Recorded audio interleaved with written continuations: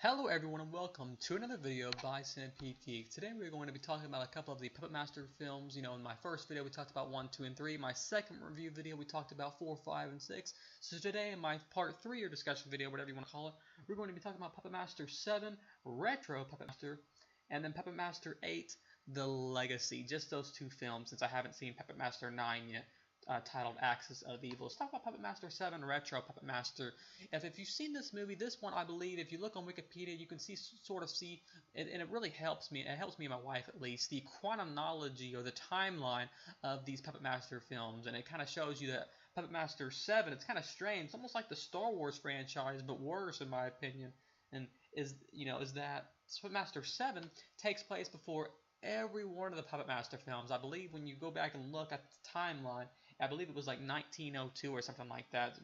So anyway, so this one's about a young Andre Toulon, and it starts off with the older Andre Toulon. I like that actor a lot. I didn't say that in my other review videos, but I think that actor is sort of underrated. To be honest, I've only seen him in the Puppet Master franchise, but I believe his name is Guy Rolfe or something like that. I think he's kind of an underrated actor, especially in these movies. He just seems like he comes off real well, and he plays that character extremely well. So anyways, like I was saying, this one's, they have the older Andre Toulon, and I believe there's like a storm, and he's talking, and the whole movie, get this, is about Pinhead, and he's talking to the Pinhead puppet, and then it flashes back, and he's trying to calm their nerves, and that's what I really liked about it, was the whole movie was him telling him the story of these puppets' previous lives. Now I'm not sure if this was sort of an inconsistency, because we learn first off that these puppets, and this, if you learn from Puppet Master 3, this guy used to be a general. They talked about his story too.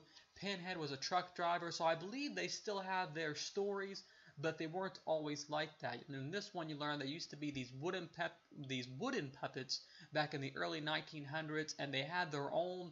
And he had sort of, I guess you could say, like a circus crew, not really a circus crew, but he had like a puppet crew, and they were all slaughtered and killed, and then he put their souls into these puppets' bodies, and they go for revenge. And then you learn later on in 3, they ends up putting, I guess, a truck driver's body in the Pinhead puppet. So like I said, I don't think it's an inconsistency.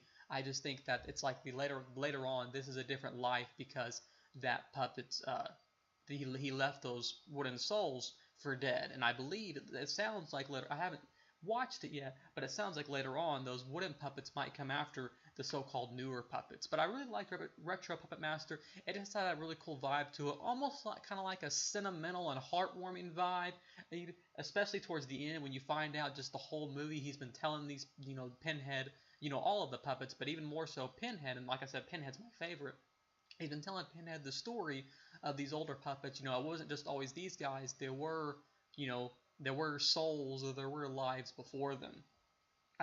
And then Puppet Master 8, The Legacy. And this one, what's good about this movie is it ties all these movies together. It's almost as if they knew there were inconsistencies, or they knew there were, things out of whack, things that people were get confused about.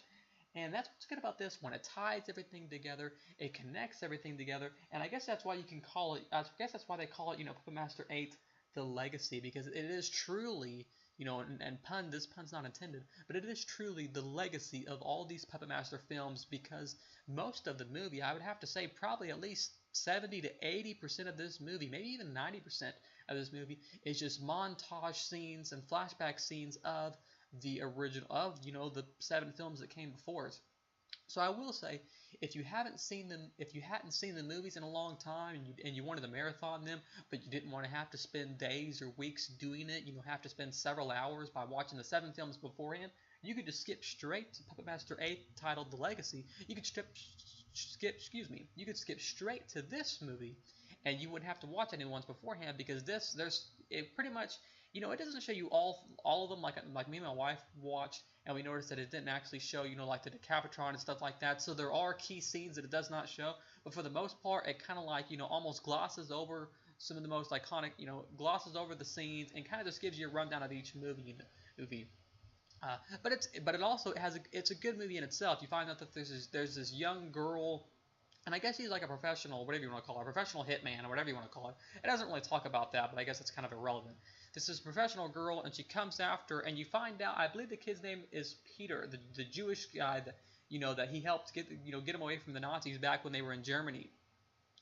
So you find out where Peter's been all this time, and that was kind of a pointing question that me and my wife were wondering, especially her. We were both wondering, where's Peter at? What happened to this guy? Well, you find out in this movie where Peter has been, and like I said, you also we were thinking, certain films are before other ones, or certain films are after other ones. Well, Puppet Master 8: The Legacy will truly tell you which films take place before one another, and then of course which films take place after one another. Like I said before, it really ties things together. We were talking about how this is almost a sort of film that the Star Wars franchise needs, because similar to and I know it's kind of a strange comparison, but when you look at the two, you have the first 3 films of Star Wars that came out, that are prequels. And anyways, like I said, this is something that Star Wars needs, because Puppet Master 8: The Legacy is able to tie everything together. That way people can truly understand it.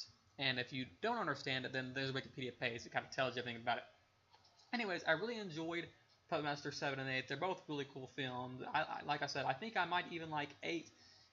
7 was really cool with the subliminal vibe, but 8 was just maybe even just a tad better, because it really tied things together. And the next one I'll be watching will be Puppet Master 9: Axis of Evil, and then I believe I have about 3 or 4 other films to watch after that as far as the Puppet Master franchise goes, as we get to our marathon, so we can watch the most recent one called, I believe it's the reboot of the franchise, Puppet Master The Littlest Reich, or however you say that, R-E-I-C-H.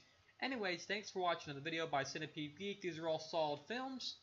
Make sure to like, comment, subscribe to my video, and we'll see you guys